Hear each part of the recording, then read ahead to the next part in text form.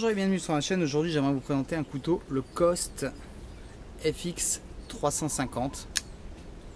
On va voir un peu ce couteau ensemble. Je suis tombé dessus, je l'ai pris en main, il m'a plu, je vais vous expliquer pourquoi. Alors on va voir ensemble le packaging parce que je le trouve assez bien fait. Donc c'est pas juste une petite boîte en carton, c'est une boîte en carton renforcée, c'est très costaud. Là on trouve une petite fiche que je vais vous montrer ici de près. Voilà, donc ouverture d'une main, framelock pour le système. Et là un truc qui nous intéresse pas mal, c'est ça. Une petite garantie à vie quand même pour ce produit qui est pas très cher et qui est vraiment au top, je trouve. Vous allez voir, c'est un article, je vous le dis tout de suite, qui est aux alentours des 30 €. Moi je l'ai vu à moins de 20 € même sur Amazon. Donc je pense que vous allez pouvoir vous régaler si vous l'aimez. Alors on va le découvrir ensemble. Costaud, 155 grammes, donc c'est assez balèze quand même. J'essaie de vous montrer de près. Alors je trouve que les finitions elles sont vraiment bien faites, il n'y a vraiment rien qui dépasse.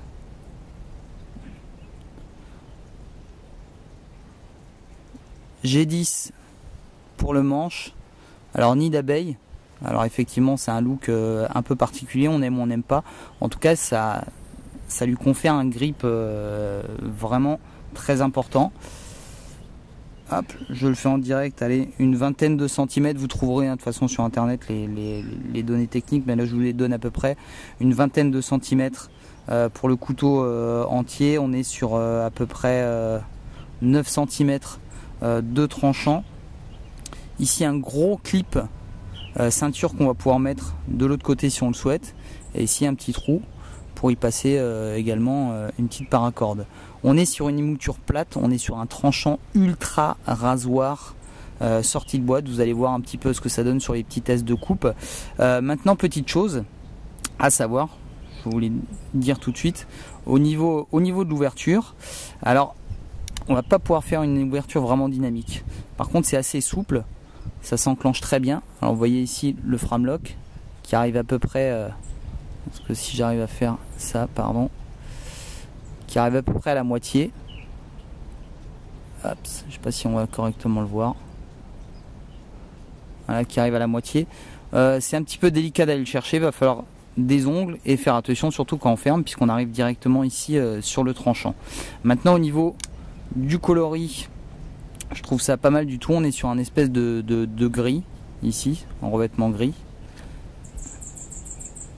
FX 350, voilà.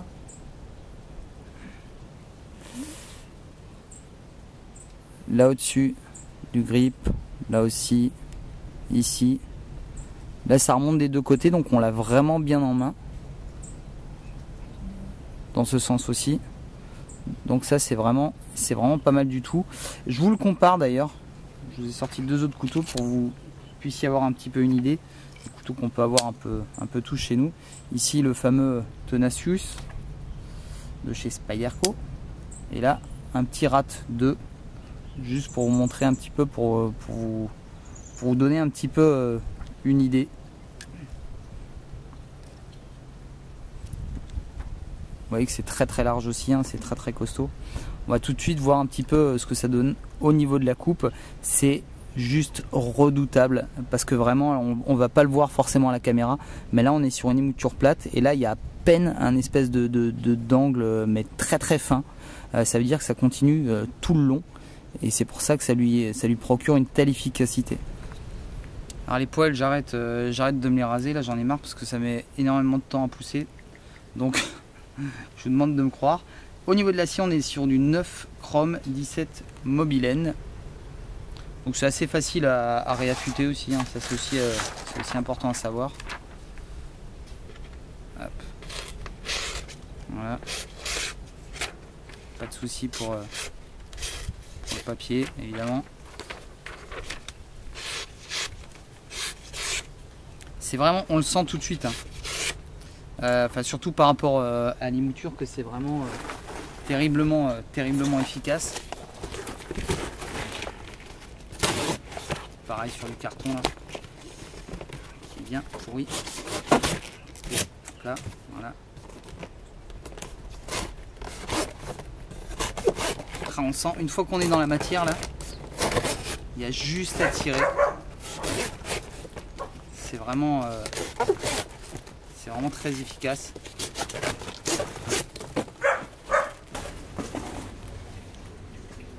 Au niveau de la taille du clip,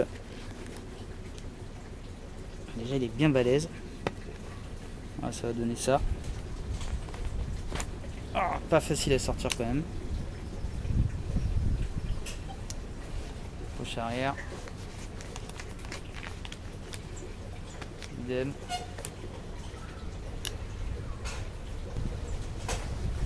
Coupe un peu forcé ici. Voilà. Alors faut appuyer, hein. Ça se passe pas tout seul non plus. Hein. C'est le chien des voisins. Chut. Là, ici du Serflex. C'est un peu moins évident.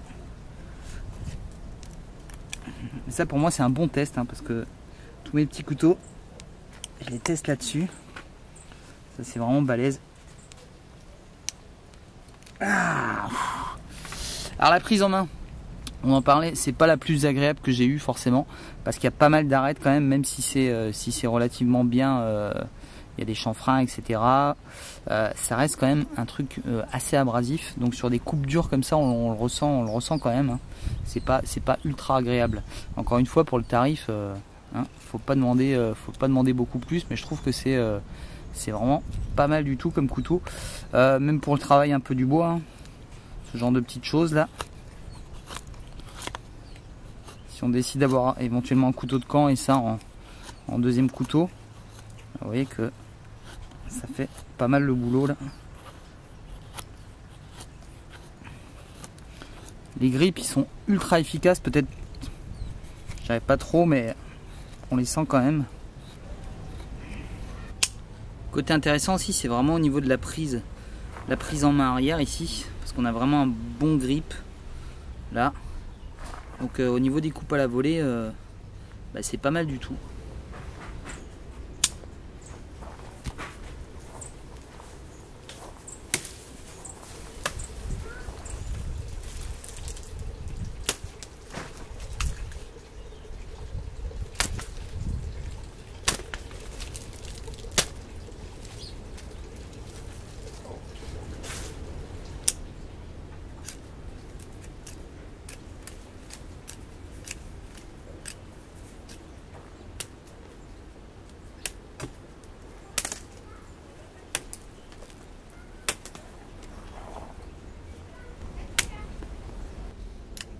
Alors ça aussi, ouverture droitier ou gaucher assez facile.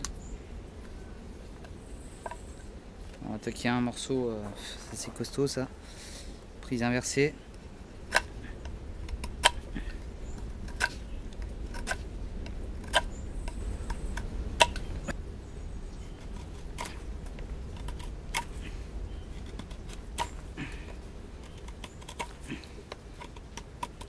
Ah, il y a vraiment du mordant. Waouh.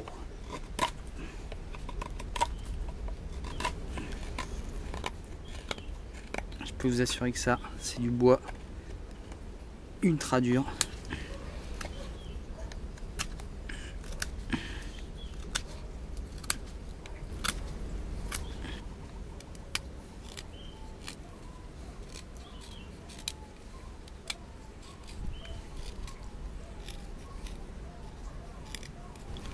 Plutôt pas mal. Alors ce qui est intéressant aussi c'est qu'on a une lame qui est assez haute aussi, donc on va pouvoir tenir le couteau comme ça si on veut travailler un petit peu le bois, faire un peu de gravure etc.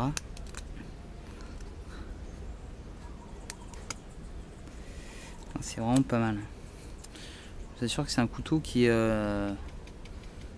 m'a vraiment épaté sur, bah, je vous dis surtout le rapport qualité-prix, hein, c'est assez hallucinant quand même. Hein.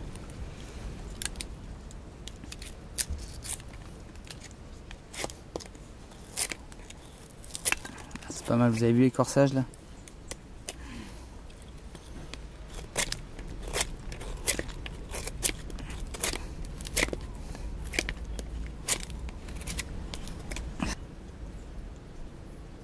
La pointe elle est assez fine aussi.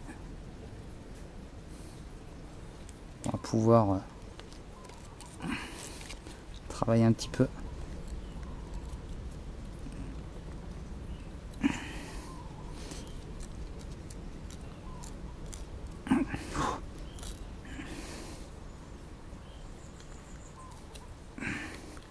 Je revois en le tenant par la lame.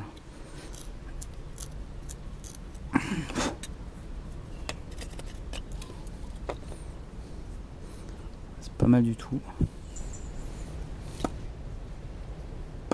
155 grammes, hein. Il tombe de pas de haut, hein. Il tombe de 5 cm, il se plante là.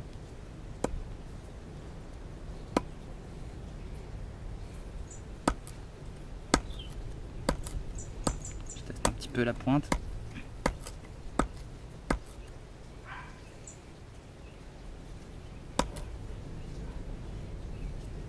Bouge pas. C'est vraiment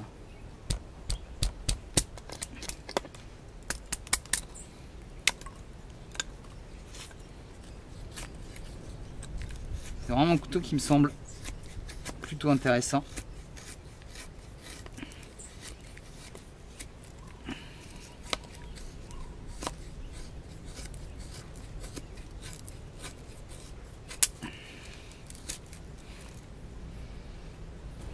Ah, il ne glisse vraiment pas des mains. Le fait qu'il y ait 6 retours ici, ça cale vraiment bien ici, au-dessus. Alors au-dessus, hein, on le sent quand même. Hein. Alors c'est un bon grip, mais comme je vous le dis, quand on commence à travailler longtemps avec, on commence à sentir le grip. Quand on fait des coupes en force comme ça,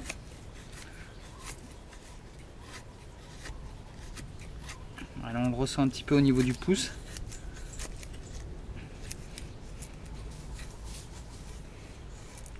Ouais, c'est vraiment pas mal du tout, hein, je trouve. Surtout après ce que je lui ai mis en travers de la tête.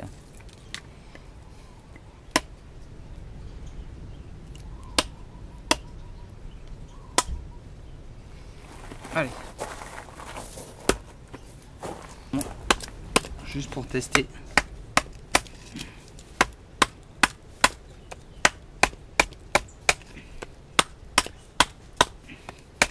J'aimerais juste surtout tester si au bout d'un moment j'ai un peu de jeu ou pas. Pour l'instant ça reste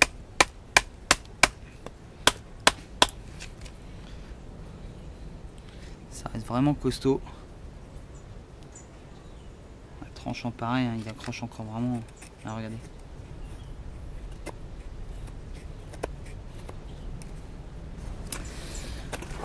Petite chose aussi, bah, c'est ici le système de vis. Bah, c'est pas une clé scipan, c'est une pièce un petit peu particulière. Donc quand on n'a pas l'outil, c'est un peu la merde. Alors je l'ai pas moi en plus, mais en tout cas pour l'instant je vais pas pouvoir le resserrer ou le desserrer. Alors j'ai vu qu'il y avait d'autres vis qui existaient avec un espèce de triangle qui est peut-être qu'on va peut-être pouvoir attraper éventuellement avec une petite pince, pourquoi pas, je sais pas. En tout cas voilà, pour l'instant il n'y a pas de jeu du tout, hein, ça bouge pas. Alors je l'ai pas depuis longtemps, je l'ai pas utilisé non plus. À voir maintenant à l'usage. Maintenant ça reste quand même quelque chose d'assez lourd, on est sur 155 grammes, vous avez vu que c'est quand même assez gros. Mais moi je le trouve assez sympa. Surtout de ce côté presque, je dirais, qui est même un peu plus sympa que ce côté. Je suis pas super fan de ça. C'est ce qui est aussi un peu bizarre, c'est d'avoir un côté qui est vraiment très grippant, très abrasif, et de l'autre côté un côté un peu lisse. C'est un peu bizarre. Après ça reste costaud, ça a l'air d'être balèze comme tout. Tiens, je vais même essayer un petit bâtonnage là tant que j'y suis. Il me reste une massue dans le coin là. J'ai pas. Ouais, ok, c'est pas fait pour, on est d'accord. Mais bon.